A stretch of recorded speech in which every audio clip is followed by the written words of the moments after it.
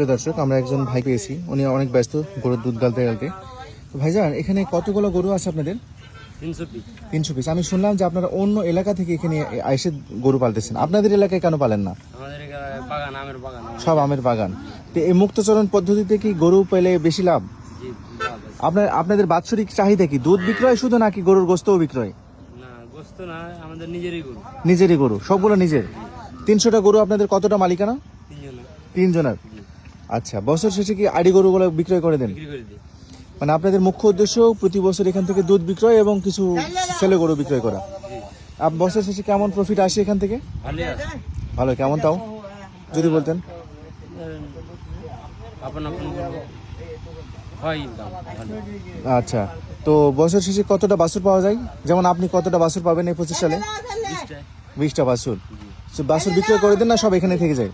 কিছু বেটা গালা বেশি দিই, বেটিগুলো থাকে। বেটাগুলো বেশি দেন, বেটিগুলো থাকে।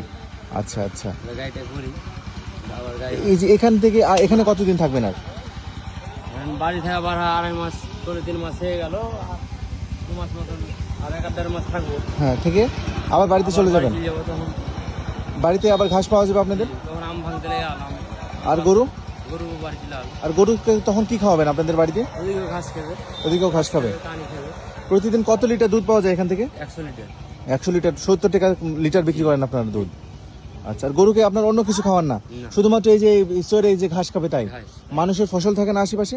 ফসল খাইতে দিই না, থাকি তো আমরা। যেমন এই জমির মালিক তো আপনারা না, জমির মালিক এখানে এসে কিছু বলেন না আপনাদের? কিছু বলো, আমার তো ভালো হয়েছে, আর ওগুলো তোমার পাইছে সাহায্য।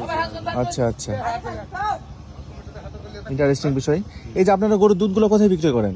আমাদের পাইকার রিজার্ভ করা আছে। রিজার্ভ করা আছে। এই যে ভাইয়েরাকে দেখছি, কিছু ভাইয়েরা আসছেন নিতে, এদেরকে দিবেন না? হ্যাঁ, যেমন আমিও একজন গ্রাহক, আমাকে তো দিবেন আপনি।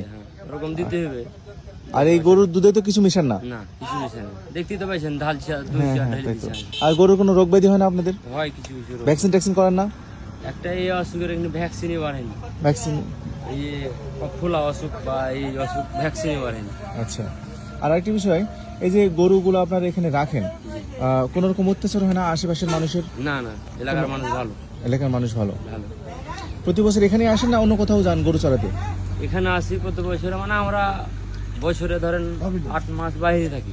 8 মাস বাইরে থাকেন? শীত বর্ষা সব বাইরেই থাকেন? বাইরে থাকি। যেমন কিছুদিন আগে যে বৃষ্টি হলো, গরুগুলো সব ভিজছে? ভিজছে কিছুদিন বলতে রাত্রে বৃষ্টি হয়েছে, ভিজছে।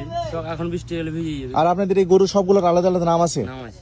যেমন আপনার 4টা গরুর 5টা গরুর নাম বলেন তো। কোনটা সোহাগী, কোনটা সংঘলাল, কোনটা সালমা। একটা আপনার প্রিয়, সবচেয়ে প্রিয় গরুর নাম ধরে ডাকেন তো, দিকে উত্তর নেই কিনা? উত্তর লিবে, কিন্তু দোয়া হয়ে গেছে, ডাকলে আসবে। ডাকছি, আচ্ছা, ডাকেন ডাকেন। রানী রানী রানী, ওইটা ওই রানী বলতেছে তো, ওইটা উত্তর লিখছে না? জি, রানী রানী রানী। আচ্ছা, আর আরেকটা নাম বলেন। কারিম কারিম। এই যে এটা ডাকেন, একটু কাছে আসুন। কারিম কারিম কারিম। এটা কারিমা না? জি। সামলি সাম সামলি সাম, এই উঠে গেল দেখেন। ওই যে ওইটা না? সামলি সাম। বাহ, ইন্টারেস্টিং বিষয়। সাম। কত বছর ধরে আপনারা এই গরু পালনের সঙ্গে জড়িত? আমি দাদা 8 বছর থেকে আছি। 8 বছর? মাশাআল্লাহ। আপনার পূর্বপুরুষরাও কি গরু পালতেন? না। আচ্ছা আচ্ছা, গরু পালতো না? আচ্ছা, আপনাদের কখনো মালিকানা নিয়ে ঝগড়া বিবাদ হয় না? না, সব ঠিকঠাক আছে তো? সব ঠিক আছে। দর্শক, ভালো লাগলো তো। একটা জিনিস আপনাদের মেসেজটা দিতে চাই, মুক্তচরণ মানে এই যে ছেড়ে এর গরু পালা এখানে লাভজনক বেশি, যেটা ঘরের মধ্যে পালে মানুষ। ওরা চেয়ে এই গরুর স্বাদ, দুধের স্বাদ বেশি, মাংসের স্বাদ বেশি, সব কিছুর স্বাদ বেশি। ঠিক না ঠিক ভাই? ঠিক। আচ্ছা আচ্ছা, থ্যাংক ইউ ভাইয়া, আমাদের সময় দেওয়ার জন্য। আপনার মূল্যবান সময় নষ্ট করলেন। থ্যাংক ইউ ভাইয়া। ওকে, ভিডিওটা ভালো লাগলে দর্শক শেয়ার করে দেবেন। আল্লাহ হাফেজ ভাই।